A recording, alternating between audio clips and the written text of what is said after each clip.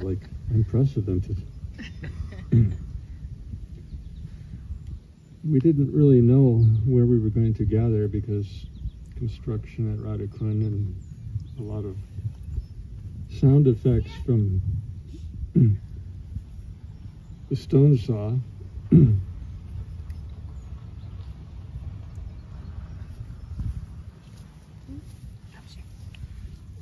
So in case anyone is not aware, this is Lalita Kund.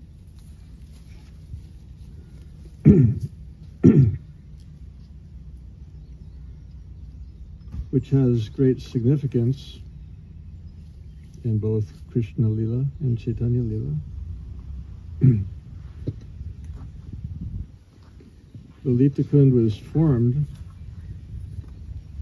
when Lord Krishna was alone with Lalita Devi one day, and they were alternately glorifying Srimati Radharani.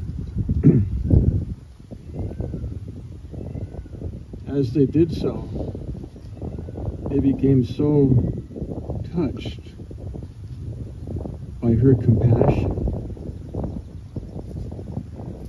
that they began to consider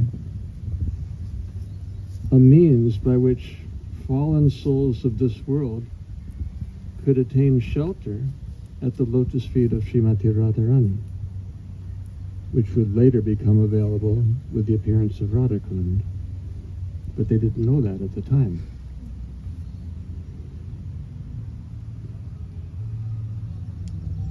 They concluded that Krishna should call all the holy places to enter in, to come in liquid form, because water holds consciousness. They concluded that Krishna would call, by the enchanting song of his flute, all the holy places to enter into the waters of Kund. And as a response, Lalita Kund was formed. And after Krishna liberated Aristasura, as a prelude to the appearance of Shamakund and Radhakund, he took very seriously his act of apparently killing the bull, even though he was a terrible Rakshasa. And Krishna took bath in Lalita Kund to purify himself. Thereafter, when the gopis learned that Krishna had apparently killed the bull, they refused to associate with him, accusing him of being contaminated by such a heinous sin of killing a bull. And he explained, well, I've already atoned by taking bath in Lalita Kund, where I called all the holy places to come and grant deliverance to any soul from even the most heinous sins. Hearing that very impressive statement by Sri Krishna, the gopis began to laugh. Lalita Kund, that's a natural impoundment filled with rainwater that Lalita has claimed as her own. It has no inherent spiritual merit.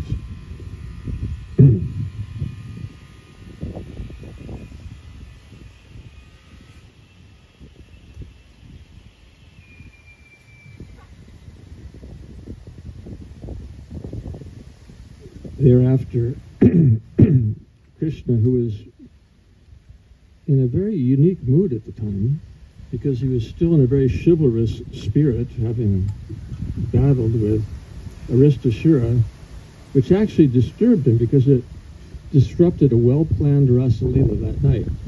So Krishna was still in a chivalrous mood, and with that demeanor, he kicked the earth. You're not supposed to kick the earth. But he had a higher plan in mind. His heel left an imprint. And again he called all the holy places.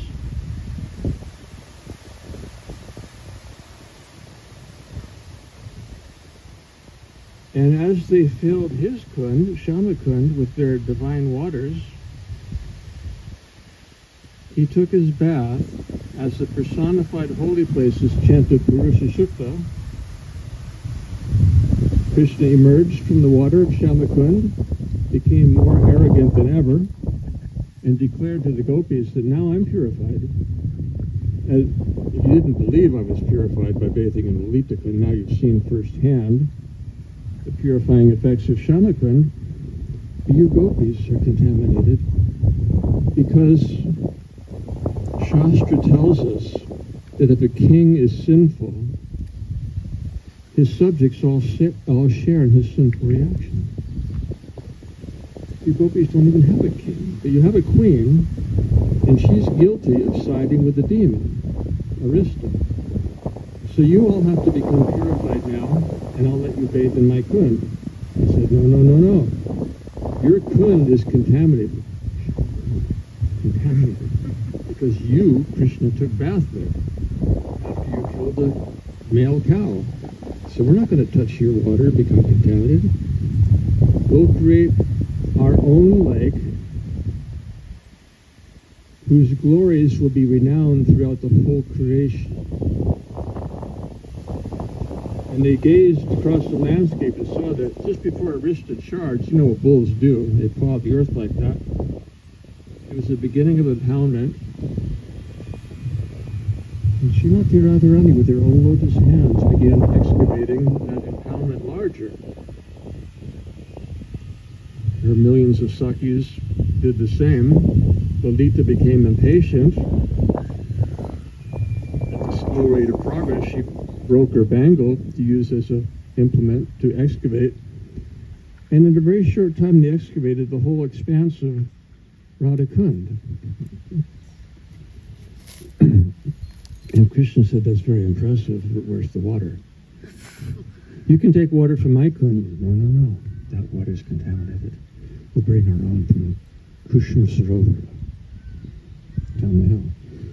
And they formed a Bhakti brigade and actually began filling Radha Kund with the holy waters of Kushma Sarovar.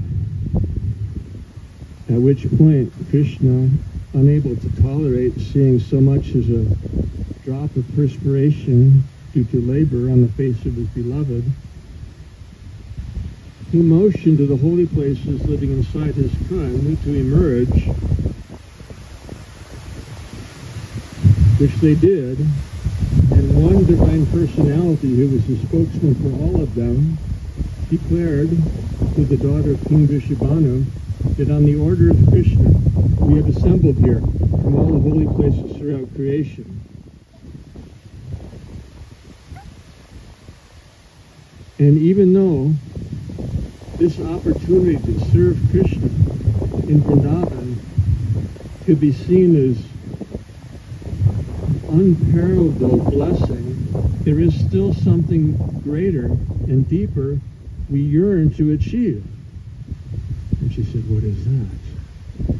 And he said, service to your lotus feet.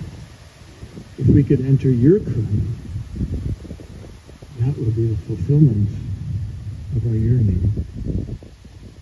So in a very gentle, motherly way, she said, please come. And the dike separating Shamakund and Radha Kund opened.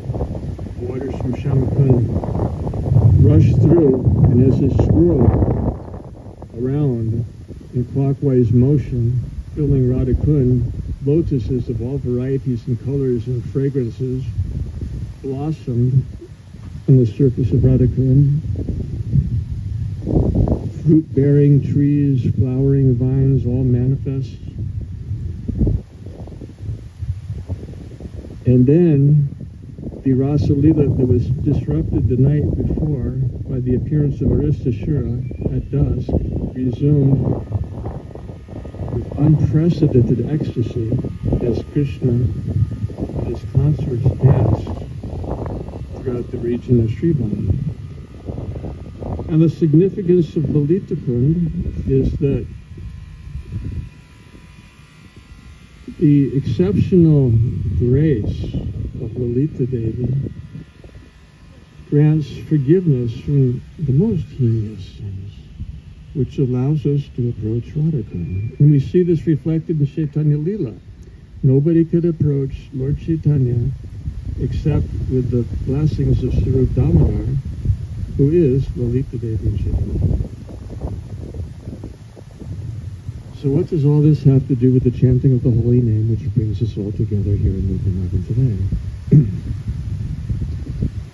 Lord Chaitanya's great gifts to the world is the holy name of Krishna and the sacred bond of Srimati Radharani. Waters which embrace the soul with the love of Srimati Radharani and Krishna.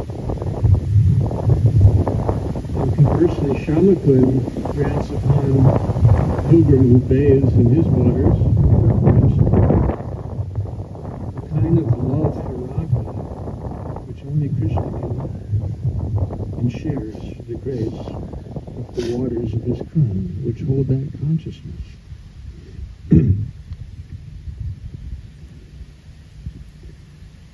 And the purifying effects of Radharani and Shamakund enhance our chanting of the holy name. The holy name is the supreme touchstone. As you can consider from the perspective that the universe goes through 4 yugas, which are like the 4 seasons on earth, beginning with Satya Yuga, which is like the universal springtime, when all the living entities are very pure and sinless, and they naturally follow Dharma. Dharma means the universal law, which facilitates the purpose and goal of life, and returning back to home, back to Godhead. And the Yuga Dharma for that age is meditation. Because our consciousness flows out through our senses toward the sense objects.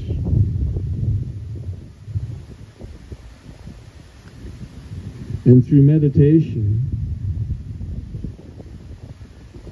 beginning with Yam, external purification, Niyam, internal purification, Pranayam, breath control, culminating in you stop breathing. So your consciousness is fully contained within. Your senses are turned within to find shelter in the supersoul within your heart, by which you become self-realized and return home back to Godhead when the process of purification is complete. Treta Yuga, like the summer season and the universal cycle, living entities are not so qualified. They can't practice 60,000 years of meditation and restraining their breath, turning their senses and consciousness inward. So the process of self-realization for that age is sacrifice, which means basically giving everything to Krishna, culminating in giving your heart to Krishna. Next season, like the autumn, into Para Yuga, living entities are not so qualified that they can give it all.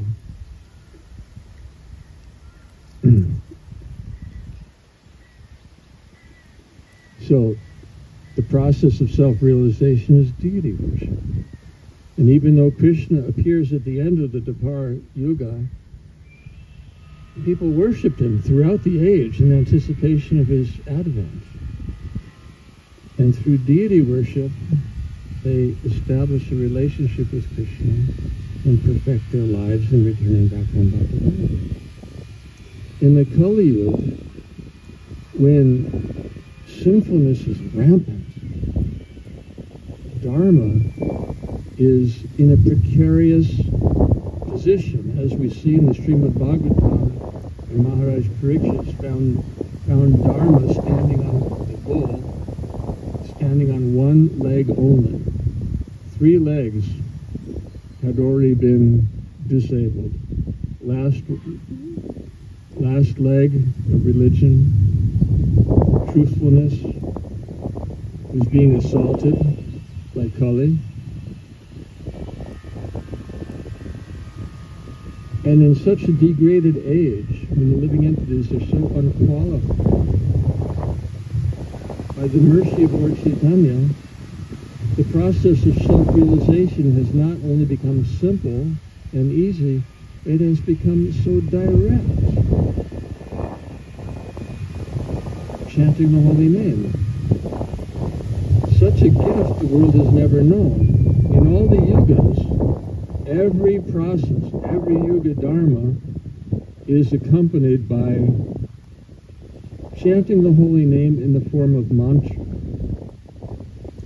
Mantra means a prayer of supplication with the holy name couched within it, beginning with the beads of the mantra, the seed, and then in the heart of the mantra is the holy name, after which is the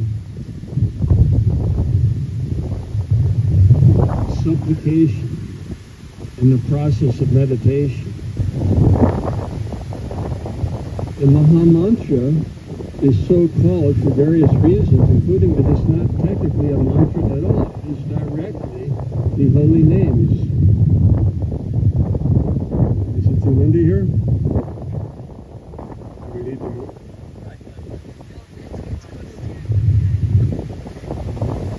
Natural air conditioning.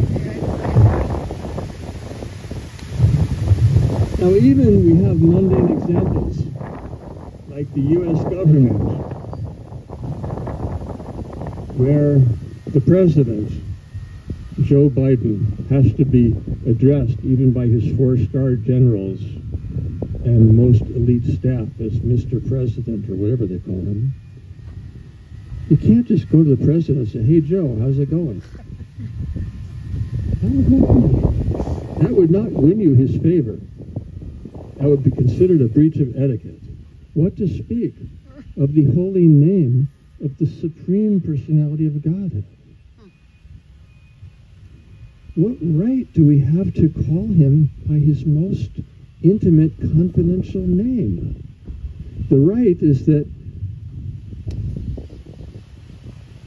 Lord Chaitanya who is Krishna in the compassionate mood of Radha, has given that concession that you living entities of Kali Yuga are so hopeless and disqualified, they give the most direct access to the Lord's loving service in the form of his holy name, which is not a mantra.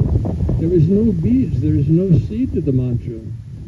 There is no conclusion to the mantra. It is simply the holy names. And the most confidential of all holy names. In Vrindavan, where the most confidential aspect of the Supreme Lord is revealed, beyond the confines of rules and regulations and reverence, and where he sports as he is, a cowherd boy.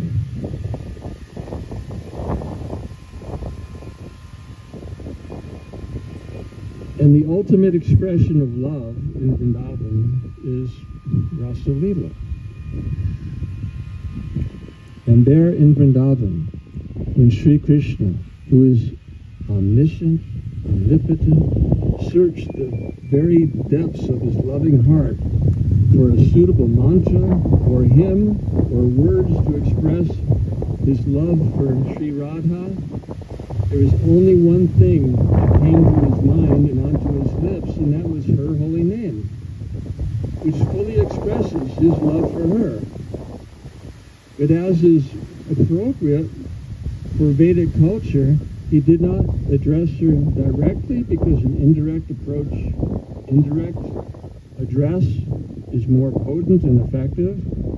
And the direct address to Sri Radha would be too explicit. So the name that vibrated on Krishna's lips was Hara, which means the thief who steals away Krishna's heart. And as she searched the depths of her loving heart for an appropriate means to express her love for Krishna, the only thing that appeared on her lotus lips was his holy name, Krishna. And thus the couplet, Hare Krishna, was born from the lotus lips of Radha and Krishna themselves. Now Radha and Krishna love the number 8, and anything that comes in the form of 8. So from the first couplet, Hare Krishna, the additional 7 manifest to please their lordships, and the Hare Krishna mantra was born as the ultimate expression of love for Sri Radha and Krishna. And that song of divine love, which activates the Rasa Lila and all of Braj, was accepted by Lord Gauranga, Radha and Krishna combined in one form, as the anthem for his movement, because of its ability to awaken our dormant love in the hearts of all living entities, which inspires devotional service to Sri Radha and Krishna. So in this world,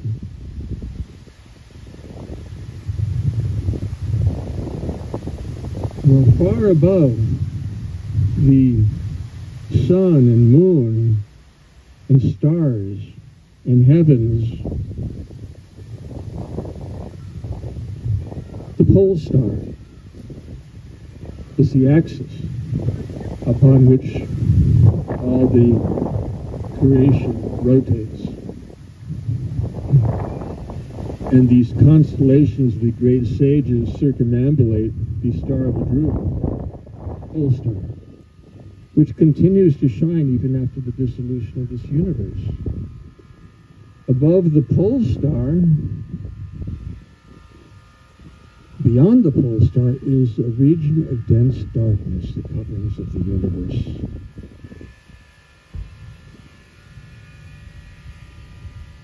Through the coverings of the universe flows a celestial river, cascading like a waterfall down from the portal, so to speak, left by the toe of Lord Vamanadev when he penetrated the universal shell, and the waters of the causal ocean cascaded in, descending upon the head of Lord Shiva, flowing forth as the Mandakini in the heavenly planets, holy Ganges on earth, and then descending down into the lower planetary systems.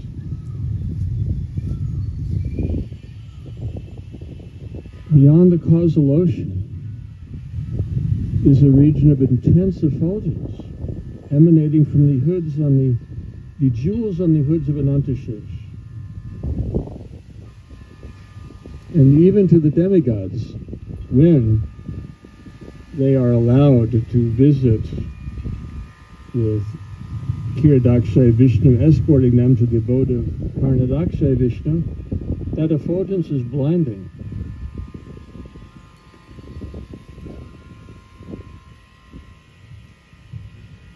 On the couch of Anantashesh is seated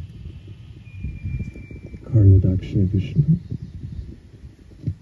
And beyond his region, the innumerable Vaikunthas shine like stars in the self-effulgent Brahmatiyota. On all those Vaikuntha planets, an expansion of Lord Narayan dwells eternally with his liberated souls, who worship him in awe and veneration. Going further are the abodes of Lord Nrsimha and Lord Ram, which are a combination of Aishwarya, majestic worship, and Madhurya, intimate, sweet affection. Beyond the realm of Lord Ramachandra and Lord Nrsimhadev is Goloka, where Krishna's abodes of Dwarka, Mathura, and Vrindavan reveal different degrees of intimacy of love, culminating in Vrindavan, where Krishna's beauty, sweetness, and charm eclipses his majesty and glory, and where the residents worship him in spontaneous affection, which is only possible when there is complete forgetfulness of his divinity. Because if you have, say, a friend, or a child, or a lover, and you feel spontaneous affection, but then you find out that actually that person is a very exalted soul, a king, a demigod, an expansion of the Lord, you can't treat them with the same kind of intimacy and spontaneous affection. So Krishna puts all that aside. He eclipses his supreme majesty and glory with his beauty, sweetness, and charm, so that the living entities can interact with him in spontaneous affection as their most beloved friend, child, or lover. And once again, in that abode, beyond the restrictions and rules and regulations of reverential worship, where only spontaneous love prevails.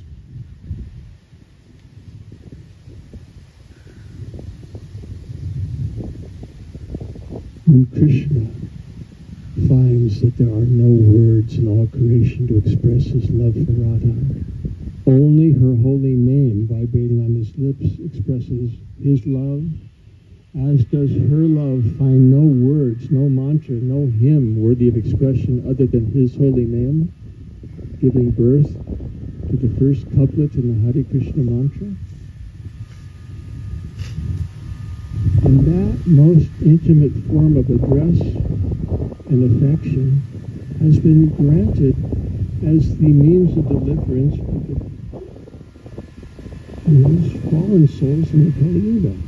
Because when a disease is most deadly, which means the effects of Kali Yuga, it's the most deadly disease to the soul, requiring a most potent remedy, of which nothing can compare to the holy names of the Lord, of which the most confidential of all are the syllables of the Hare Krishna mantra.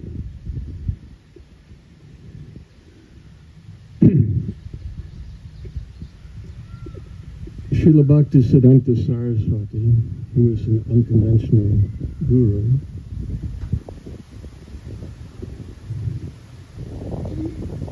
wanted dioramas depicting Lord Krishna's pastimes to be displayed in holy places.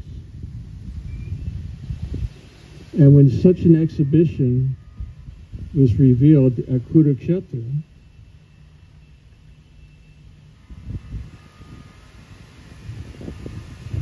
he made a most astonishing comment. He said, Vrindavan is a place for hypocrites and shallow thinkers. Kurukshetra is the real place of bhajan. And even his intimate associates had no idea what is Guru Maharaj expressing here. So they moved in closer. And he expressed that where the need is greatest, our prospects are highest. Meaning that when the Brijabasis, after about 100 years of separation from Krishna, were finally invited to reunite with him at Kurukshetra. And can you imagine the anticipation? 100 years of separation. Finally, they're reunited, only to find out that it's not Krishna at all. It's the king of Dwarka. And their anguish is perfectly articulated in the song between Lord Gauranga and Lord Jagannath at Ratha Yatra. You are the same Krishna, I'm the same Radha, we're meeting as we did in the beginning of our lives. But this is not pleasing at all, because here you appear to be a king, an emperor, clad in royal garb, with a bejeweled crown, surrounded by kshatriyas, riding on chariots, rattling with armor, and war elephants. This is not conducive for our intimate love.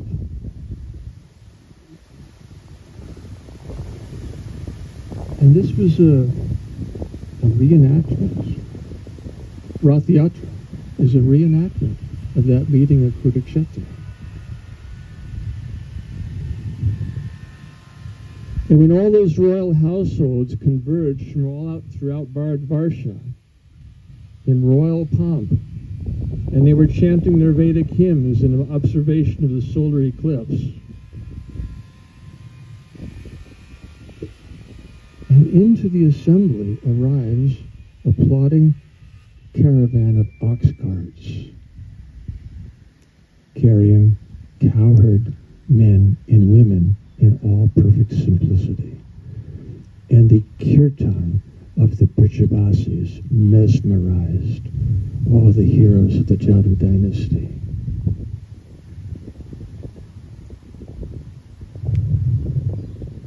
Krishna and Balaram, present there as kings of Dwarka, when they saw Mother Yashoda and Nanda Maharaj approaching on their ox carts, the king of Dwarka ran to Mother Yashoda to offer his obeisances, much to the surprise and amazement of everyone.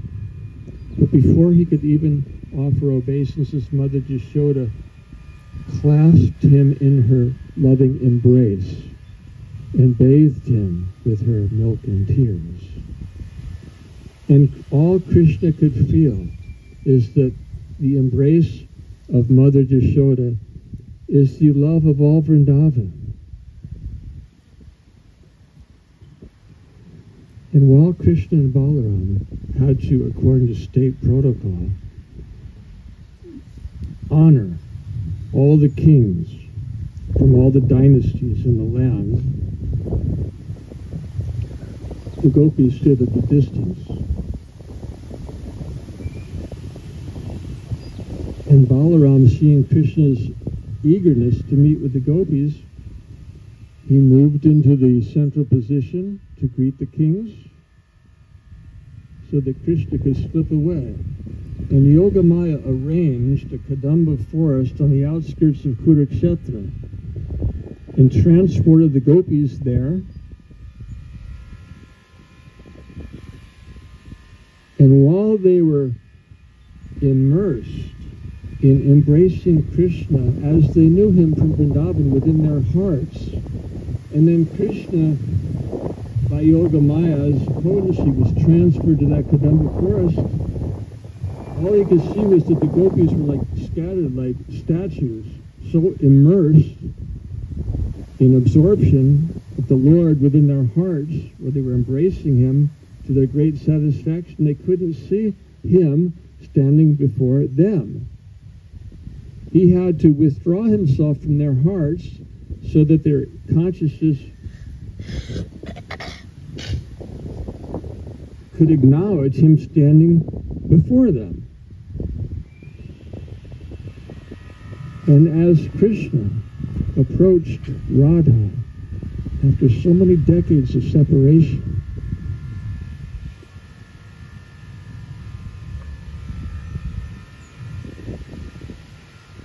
And she could not face him. And he fell at her lotus feet, placing his golden crown upon those pinkish lotus feet. And as the tears flowed from his eyes,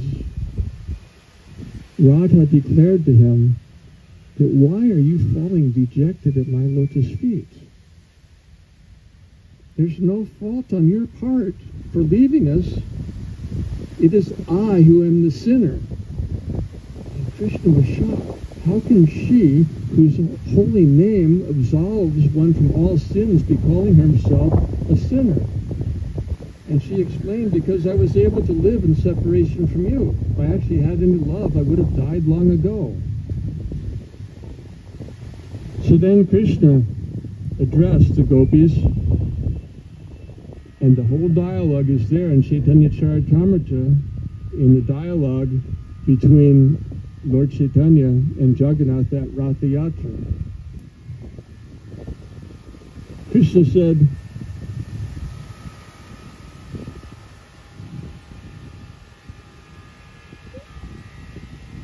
there is no separation because I am all-pervading. It is the Supreme Lord who brings souls together and then separates them. And the gopis said, that's not what we came to hear, that you're the Supreme Lord, which we already know, and now you're blaming the Lord for our separation? So then Krishna, he utilized another strategy.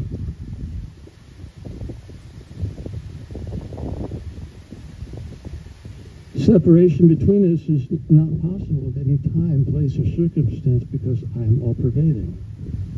And then the gopis went, oh no, more of this philosophy about super soul? That's not what we've come to hear. And then he said that, I sent so many letters by way of Uddhava to teach you Ashtanga Yoga, how to meditate upon me as a super soul. And I said, Krishna, we don't want to meditate on you. We're trying our very best to forget you. But try as we might, that's not possible because the love is too strong. Then Krishna revealed what they really wanted to hear, that due to your super excellent love, I am yours forever. To behold, as I am standing before you now, and then this is the most crucial part of the whole dialogue. He told them, if you ever yearn to see me before you as I am now, as Shyamasundar, simply call me by name. And then they understood that the letters, and he told them, don't listen to this philosophy of Ashtanga Yoga and meditation, whether preached by me or Uddhava, because what it is really is a prelude to a deeper esoteric truth. By Ashtanga Yoga, the yogis are able to see the Lord as Paramatma, as Brahman, and the Jnanis see him as Paramatma.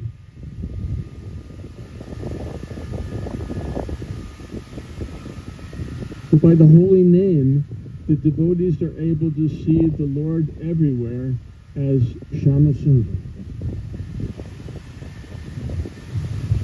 So he told them, if you are ever yearning for my darshan, simply call me by name. I am yours. That supreme blessing granted to the Buddhivasis at the pinnacle of their separation, where the union became perfected. That same blessing, by the grace of Lord Gauranga and Srila Prabhupada, has been offered to us. We have direct access to the Lord in the sound of His holy name. Hare Krishna, Hare Krishna, Krishna Krishna, Hare Hare, Hare Rama, Hare Rama, Hare Rama. Thank you very much. Are there any questions or comments?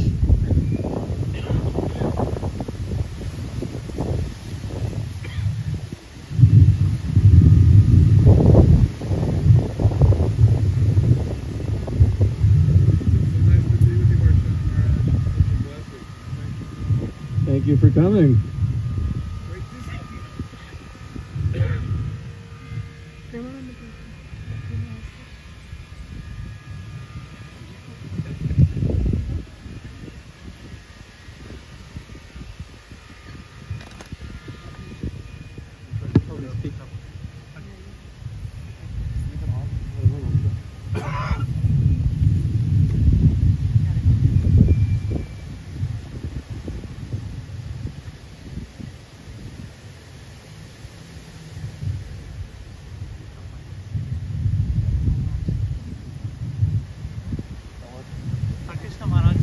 Can you hear me? Yes. In one place, like Radharani, she makes this prayer. I forget if that is to a crow or to a bee, that she sends a message to Krishna that when the animal is stuck inside the prison and the home, when the animal is stuck inside the home and the home is on fire, then as the owner of the home, you're supposed to unbolt the door. So she did want to die, but the only reason she didn't die was because Krishna had promised that he would come back someday. But here, like when Radharani met Krishna, you said that she feels herself to be a sinner because she was still alive. Can you speak on that, please? As you said,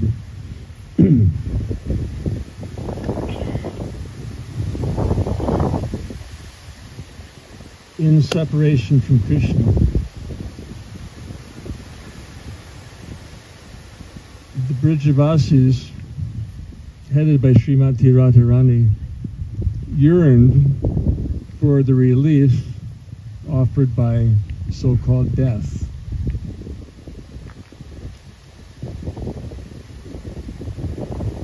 Their existence is only for Krishna's pleasure, and they knew he would not be pleased to hear that they had departed. So they sustained their lives by always thinking of him and remembering his pastimes and chanting his holy name. And by that process, they had his darshan in aprakat form, unmanifest, which was manifest to them in their meditation.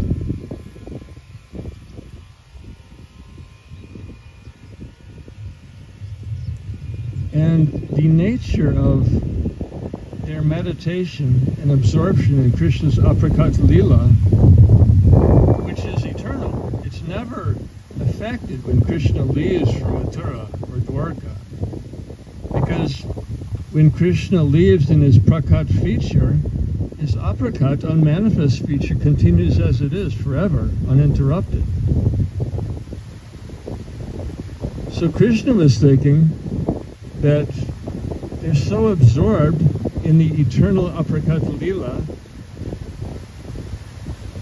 that it would be a disturbance for him to return, because when he does, there's always that fear that he's again going to leave.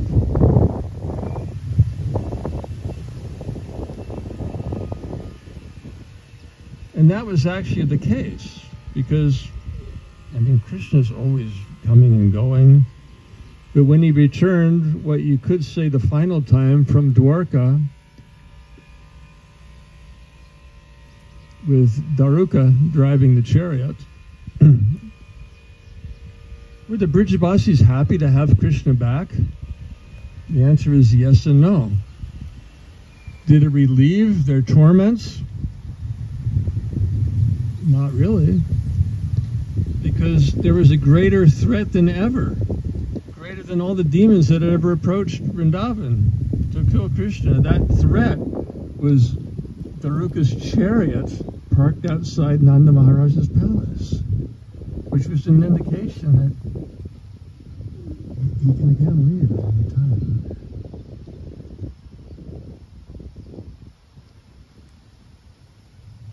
And Krishna was tormented because he was actually afraid to return, because he faced a dilemma he did not know how to resolve. And that was that he had promised the gopis that he would marry them. But now they're already married. So when Krishna returned to Vrindavan, was he happy? No. He was totally at a loss. He couldn't even face the gopis because he'd made the promise that he would marry them, and now they're already married. So Krishna couldn't sleep. And then in the dead of night, when he's simply tormented by the conflict he was facing and not finding any resolution to it, without even knocking on the door, Purnamasi, Vrindadevi, and Madhumangal entered.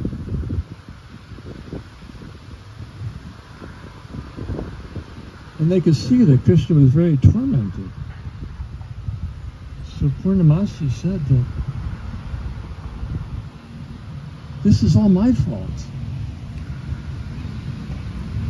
I created this illusion in the realm of dreams that the gopis were married because you would not be able to leave Vrindavan if you had married them then.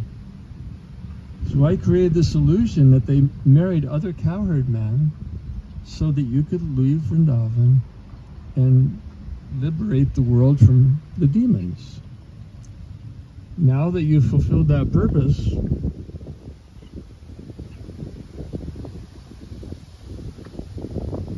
you can marry them because it was simply an illusion in the realm of dreams that they married these cowherd men.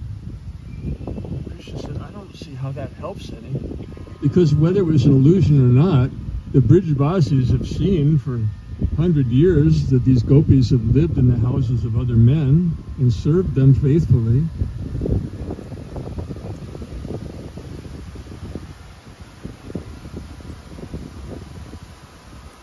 Meanwhile, back at Nanda's palace, Krishna asked Nanda and Yashoda, are you happy that I'm back? And they said, yes, we are. And we're tormented by the sight of that chariot outside the door. And Krishna said, but I promise I won't leave you. And they said, you've promised that so many times. And you keep leaving. So Krishna said, what can I do to pacify you? Other than give my word. Nanda said, indirectly, do something practical. And Mother Yashoda couldn't be diplomatic, and she just blurted out, get married. That'll keep you bound to Vrindavan.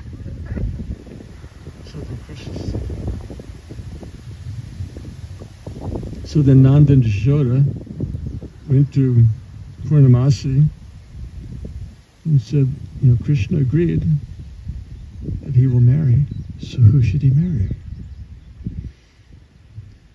And Purnamasi very slowly replied that Danya and her friends never married and are still waiting for Krishna to be their husband. So they're certainly eligible, pure and qualified. And then she just lingered in silence till she blurted out, why don't you marry Srimati Radharani?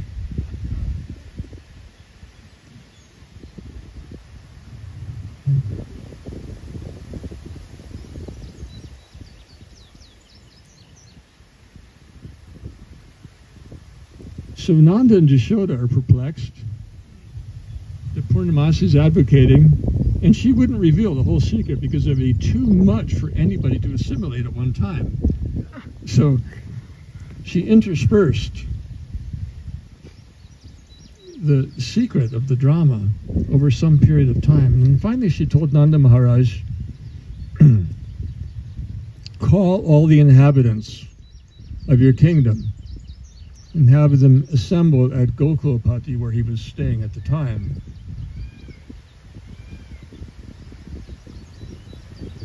So he called all the subjects from everywhere. Chieftains from Govardhan, caretakers of Nandagram, residents of Yavat, they all came and assembled.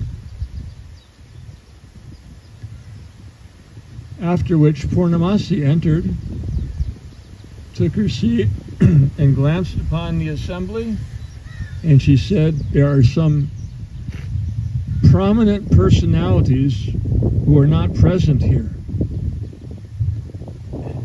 Nanda looked, she said, everybody's here.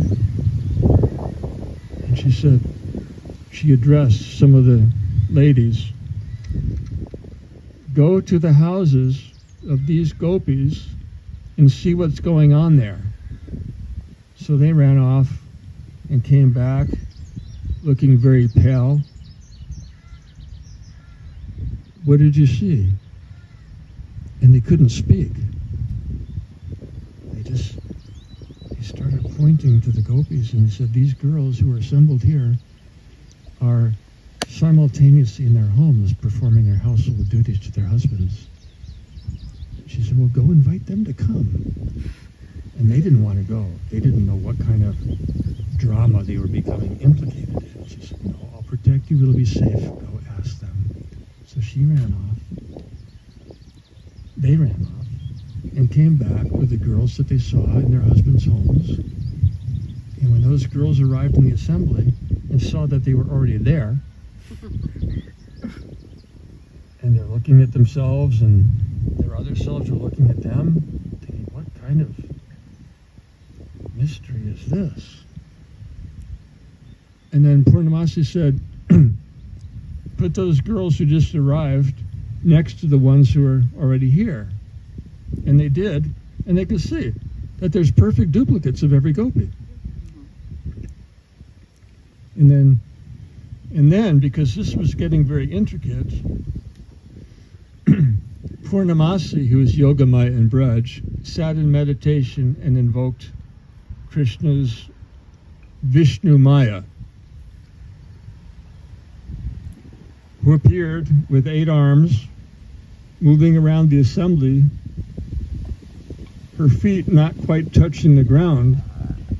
She first went to Nanda and Jashoda and offered obeisances because she took birth as their daughter, unknowns to everyone, thinking that she gave birth to Krishna.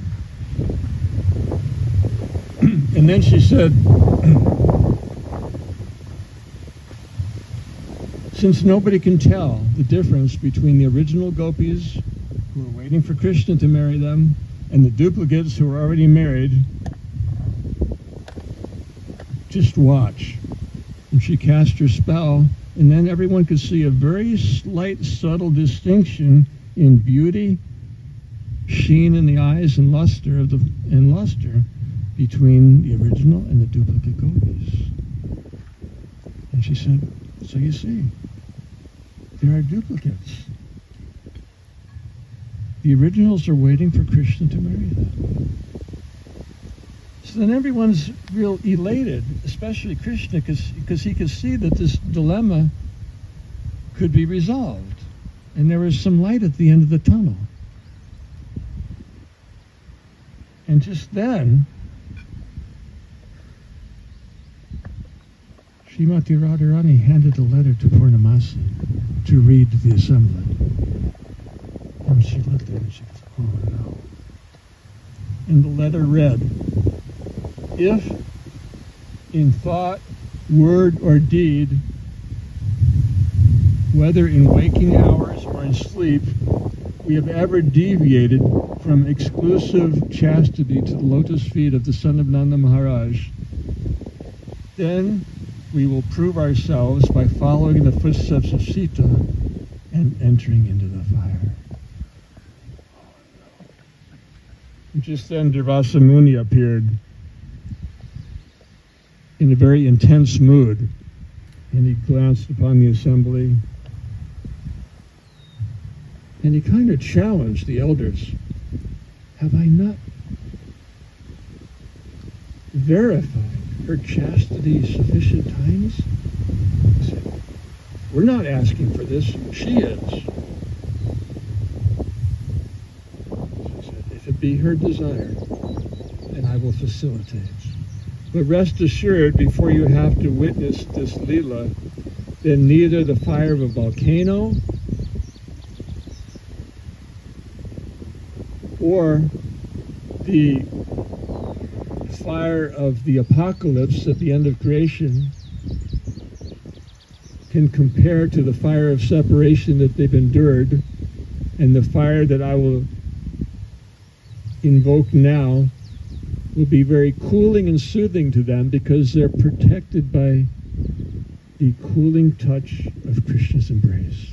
He took a little hair from his head, threw it on the ground, this huge inferno erupted, and everyone had to back far, far away, except for Srimati Radharani, with the holy name of Krishna on her lips, his form within her heart, her hands folded in respects to him as she entered into the inferno, and all the Brijabasis were fainting and screaming and practically dying until she emerged on the other side without so much a hair on her head or a thread in her cloth being scorched as she waited for her friends to all emerge.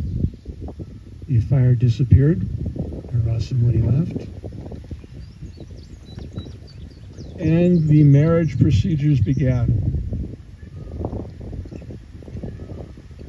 After which, Mother Yashoda seemed to have expanded into 16,108 forms to prepare rooms for all her new daughters-in-law in the palace.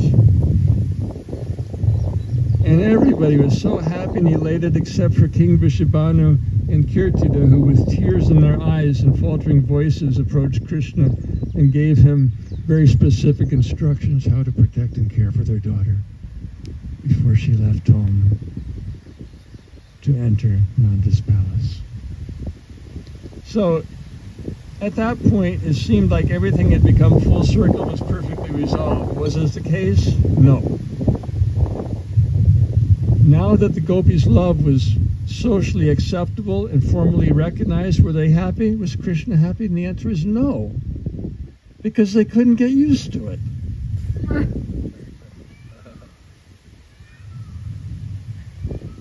After decades of Parakiya Ras, they couldn't get used to the Swakiya because it doesn't have all the adventure and intrigue and obstacles which require ever-increasing love to overcome. They couldn't adjust to acting like housewives. So again, Krishna had to approach Nanda. He said, I beg from you a blessing. And Nanda said, don't beg from me, just order me. And whatever you will is my command. And he said, you know, the gopis are real uneasy. They can't get used to household life. So we'd like to go to the forest, Srirani Gokulapati, which is an environment so natural to us until we can get used to, you know, this new relationship. And he gave his blessings. So they went to the forest of Gokulapati, where they had Rasa Leela every night. Were they happy? No.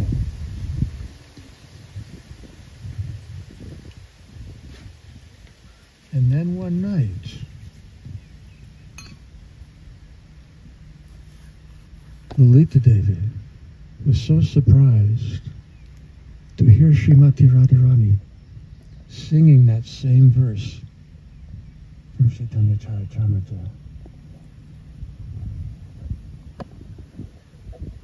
Lord Chaitanya singing to Jagannath Swami. You are the same Krishna, I'm the same Radha. We are meeting as we did in the beginning of our lives. Yeah, my mind is not happy here.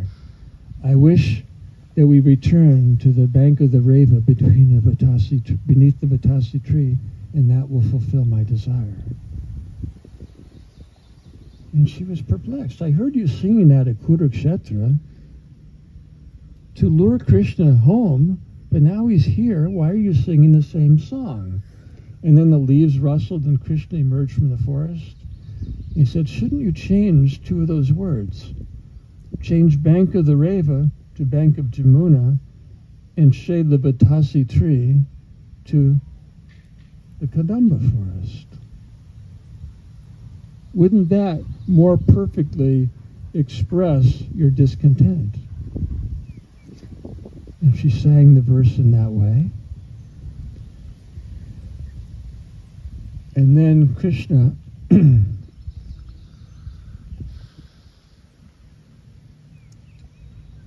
said, I want to show you my garden. And he took the gopis into a garden. And in the garden was a cave that led to a subterranean paradise with waterfalls and rivers and islands and pavilions and every arrangement for celestial delights. And Krishna was so proud to show the gopis his subterranean paradise, until Lalita said, this place is dreadful. Where's the natural sun and moon and stars and sky? Take us out of here. And Krishna said, well, he was a little disappointed that they weren't impressed, but he said, but there are cabins here that leads to any destination you may desire. This one goes to Govardhan. This one goes to Radhakund. This one goes to Yavat. This one goes to Vishwavanapur. And this one goes to Vrindavan forest. They said, we'll take that one. They followed that cavern until they came out in the middle of the night between the full moon, beneath the sky, illumined with the full moon. And they resumed Rasa Lila after 100 years of separation. And all those bygone dramas and traumas and ordeals were consigned as if to the land of dreams. And what does this have to do with us here in New Vrindavan today trying to chant the holy name? Because it's true for all of Krishna's devotees. After all the dramas and traumas and ordeals in this world, in spiritual life, everything ends in bliss if we simply continue taking shelter of the holy names. Hare Krishna, Hare Krishna, Krishna Krishna, Hare Hare, Hare Rama, Hare Rama, Rama Rama, Hare Hare. So to answer your question, the Brajavasis knew that Krishna would be faithful to his promise, that he would come home someday. And if he came back to Vrindavan and found out that they all had died, he would die too. So for his pleasure, they kept their lives intact by always chanting his name, remembering his pastimes, and staying absorbed in devotional service. That's an example for us to follow. Anything else?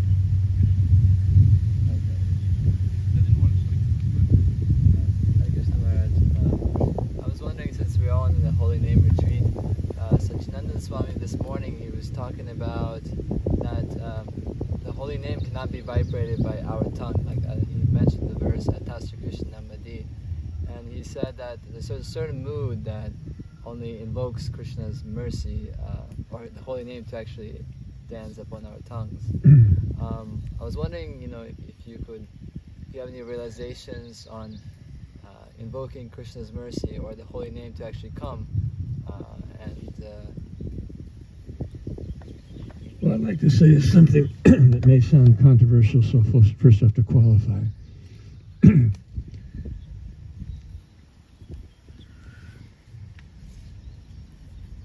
Srila Prabhupada was very, and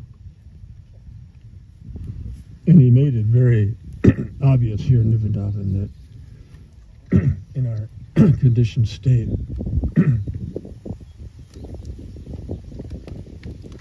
we have no right to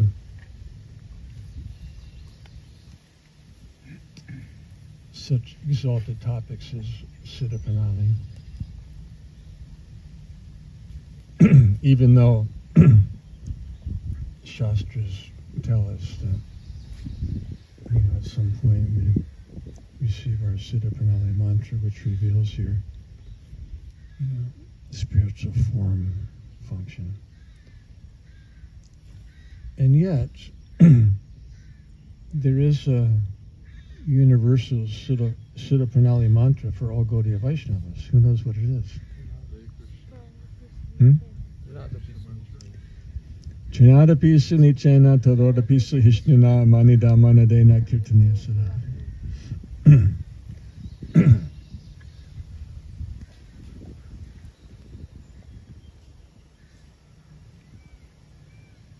The syllables of the holy name are available anywhere and everywhere. The sublime spiritual potency living, breathing, and enacting Leela within that sound is only accessible through parampara.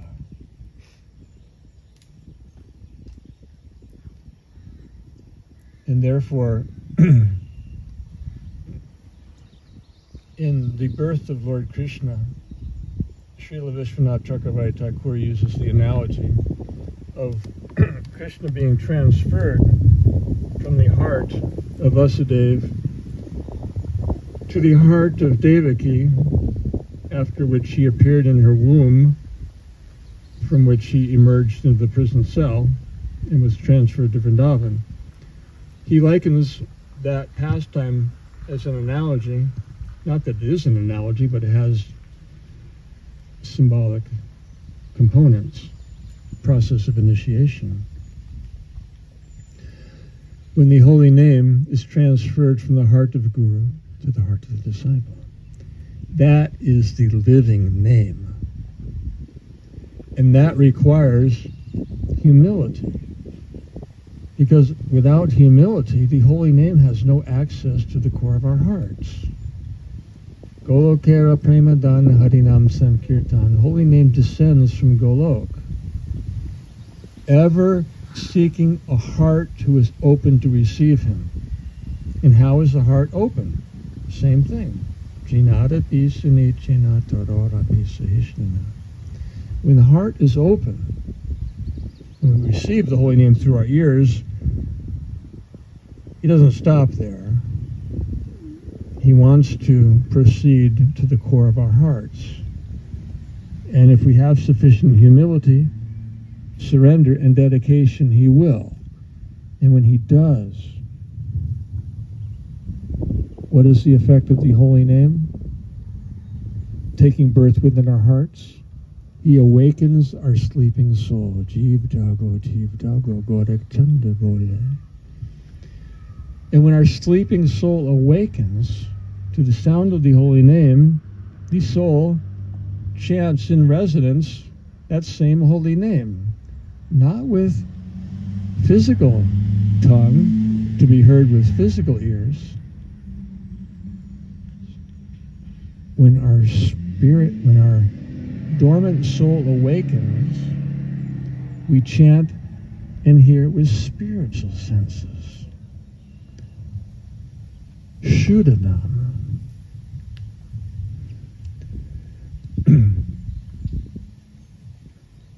And that is the purifying agent. It's not the syllables that are available anywhere and everywhere. It's the divine spiritual reality, living, playing, breathing within those syllables that has to be received through parampara. And that's also why you don't see the Mahamantra explicitly revealed anywhere and everywhere in Shastra.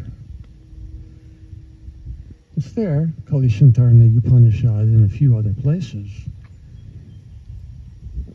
It's not explicitly revealed in Shastra, it's implicitly everywhere in Scripture. But what's emphasized is you have to receive the holy name through parampara. From a self-realized soul who transfers the living name from his heart to yours when you're humble, submissive, sincere, and surrendered. Then you chant with spiritual senses. You hear with spiritual senses. You serve with spiritual senses. And then, in time, from that holy name, dancing within the core of your heart, the form of the Lord will appear in your meditation. His pastimes, paraphernalia, and your own function will all be revealed successively in your consciousness, Krishna consciousness. Okay. Thank you. Anything else? Yes. Yes, Maharaj. You mentioned that the universe has seasons, and that this age of Caligula must be the winter. Will there be spring again? Yes. And how does that happen? Is it that the critical mass needs to be reached in Krishna consciousness? It's time, because the day of Brahma is 8,640,000,000 years of Earth time. So there's hundreds of thousands of years left before the duration of Kali Yuga will be finished, and we again emerge into the springtime season of the Satyuga. That is material time calculation. There's another calculation. And that goes back to, Maharaj Parikshit confronting Kali when he was tormenting a bull and a cow, symbolizing the earth and Dharma. Now, what king, what to speak of a saintly king, would tolerate seeing a cow and a bull, meaning the earth and Dharma, being abused? So he was ready to kill Kali. But Kali surrendered, which might not have been enough to spare his life, considering the heinous nature of his offense. The Maharaj Parikshit was considering that the entrance of Kali into this age means the redeeming quality of this age becomes accessible. Kaler doshi nidhe rajan astaheka mahaguna kirtana deva krishnasya muktasangam paramvachat. That in this age, a blessing unattainable in any other age is readily accessible, and that is the chanting of the holy name, granting all perfections.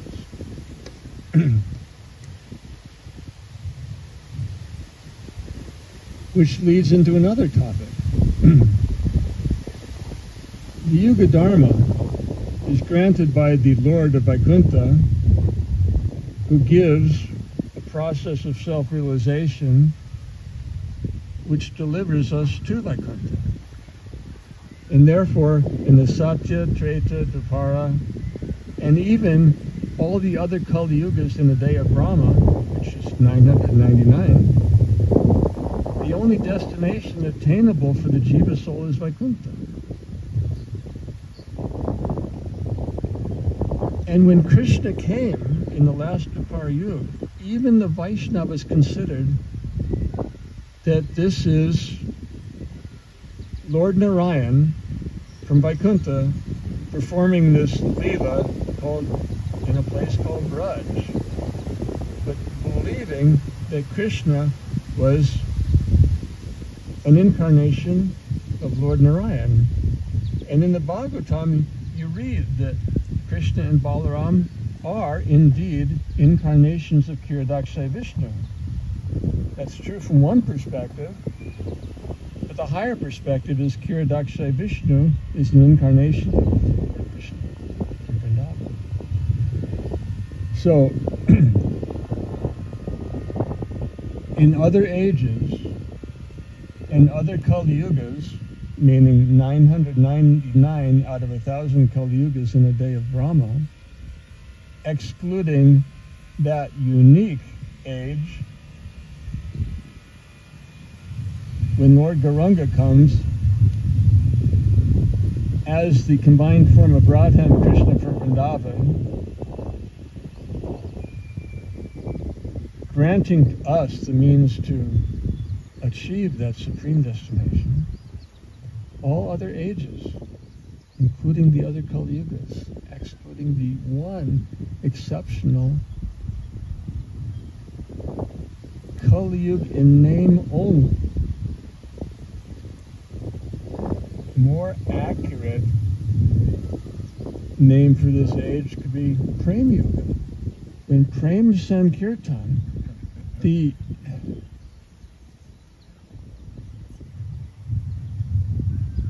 process of worship by the Brijvasis in Vrindavan, the song they sing in Rasa Leela, is directly accessible to us to take us there. So, you could call it Prem Yuga, you call it Shuddha Sattva.